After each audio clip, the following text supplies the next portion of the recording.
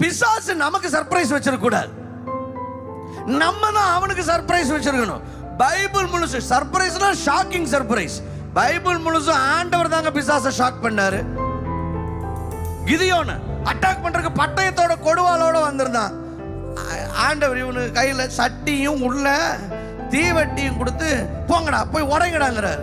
The devil was not ready for that. அன்னைக்கு மீதியானியர்கள் முறியடிக்கப்பட்டாங்க. Amen.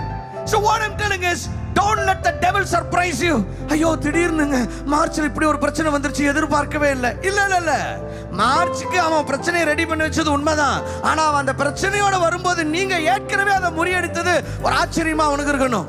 ஐயோ இதை நம்ம எதிர்பார்க்கலையே. ஏன்னா நீங்க ஏற்கனவே மார்ச் மாசத்துக்காக ஜெபம் பண்ணி ஆண்டவருடைய தூதர்கள் அங்க கட்டவிழ்க்கப்பட்டிருந்தாங்க. பிசாசு எதிர்பார்க்கவே இல்லை. அவன் ஒரு 10,000 பேரை கூட்டிட்டு வந்தா 1,00,000 தூதர்கள் உங்களுக்காக இருக்கிறாங்க. ஏன்னா நீங்க ஏற்கனவே ஜெபம் பண்ணிட்டீங்க.